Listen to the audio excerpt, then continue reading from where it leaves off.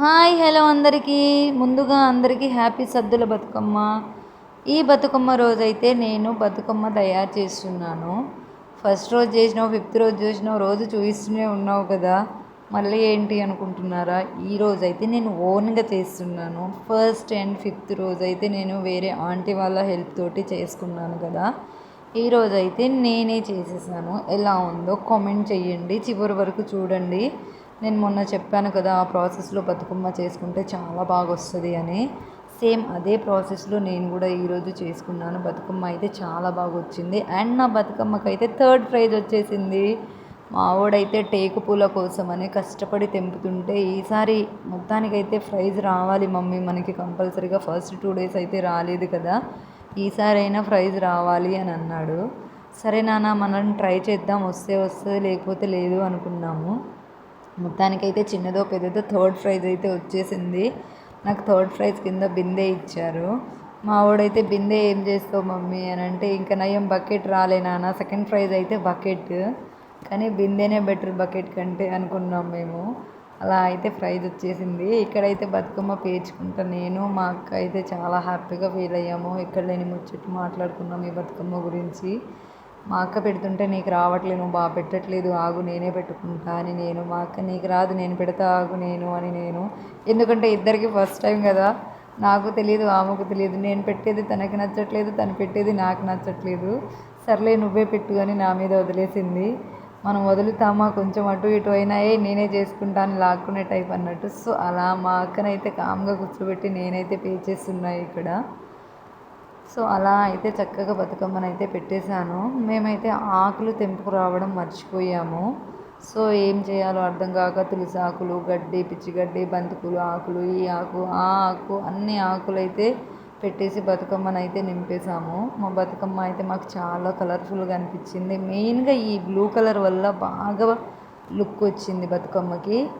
ఈ టేకు పూలను అయితే బ్లూ కలర్లో ముంచి పెట్టేశాను. అలా బ్లూ కలర్లో ముంచడం వల్ల భలే లుక్ వచ్చింది బతుకమ్మ. అసలు మాకు చాలా బాగా అనిపించింది. ఇంకా కింద బంతి పూలను అయితే మేము జిగ్జాగ్ లాగా పెట్టాము. సో అలా జిగ్జాగ్ లాగా పెట్టడం వల్ల ఇంకా లుక్ అనిపించింది. బట్ కొంతమంది అన్నారు కదా, జిగ్జాగ్ కాకుండా నార్మల్గా ఒకదానిపైన ఒకటి పెడితే బతుకమ్మ ఇంకా బాగుండేదిరా అని అన్నారు. సరే ఇలా అయితే ట్రై చేసా, డిఫరెంట్గా ఉంటుంది, ఎవరైనా చూసి ఇలా కూడా చేసుకుంటారు కదా అని నేనైతే ఇలా కొత్తగా ట్రై చేశాను. బతుకమ్మ ఎలా ఉందో మీరే చెప్పండి.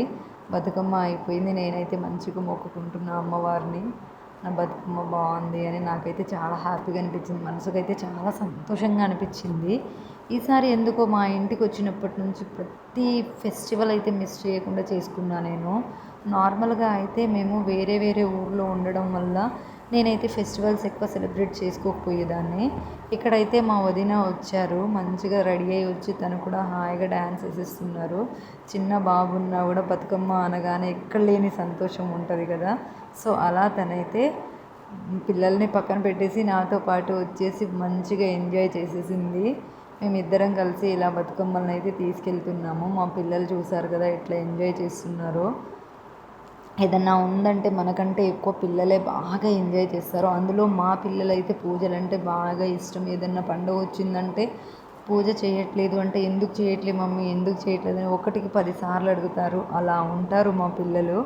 వాళ్ళకి పూజలంటే చాలా చాలా ఇష్టం మా పిల్లలకి. అలా బతుకమ్మనైతే ఆంటీ మంచిగా కిందకి దింపేసి, ఈరోజు బతుకమ్మ చాలా బాగుందిరా, నీకు ప్రైజ్ అయితే పక్కా వస్తుంది అన్నారు. ప్రైజ్ రాకపోయినా పర్లేదు ఆంటీ, బట్ నేనైతే కష్టపడి చేసుకున్నాను, బతుకమ్మ బాగా రావాలనుకున్నాను, నేనే చేసుకున్న ఒక్కదాన్నే ఈరోజు అని అన్నాను. అండ్ నా హాఫ్ శారీ ఎలా ఉంది, నేను ఎలా రెడీ అయ్యానో కామెంట్ చేయండి. స్పెషల్లీ బతుకమ్మ కోసమే ఇది నేను ప్రిపేర్ చేయించుకున్నాను. ఈ హాఫ్ శారీ నేను చెన్నై షాపింగ్ మాల్లో చూశాను ఇలాంటి కాంబినేషన్, బట్ ఆపోజిట్ ఉంది. ఆపోజిట్ నాకు అంత బాగా అనిపించలేదు అని నేనైతే ఒక శారీ తీసుకొని ఇలా కుట్టించుకున్నాను. నా హాఫ్ శారీ ఎలా ఉందో కామెంట్ చేయండి. నెక్స్ట్ నా తర్వాత మా వదిన వచ్చేసి తులసి చెట్టుకి పసుపు కుంకుమ వేసేసి చక్కగా మొక్కుకుంటున్నారు. నేను కూడా బాగా మొక్కుకున్నాను. ఇక్కడ మా సిస్టరు, ఫస్ట్ టైం మా సిస్టర్ నా వీడియోలో కనిపించడము. నా ఛానల్కి సైరా సిస్టర్ అని నేమ్ ఉంటుంది కదా. సై అంటే నా పేరు శైలజలో SCI, మా సిస్టర్ పేరు రమాలో ఆర్య, కలిపి మేము సైరా సిస్టర్స్ అని ఛానల్ అయితే పెట్టుకున్నాము. బట్ ఇద్దరం కలిసి వీడియోలు చేయాలి అనుకున్నాము.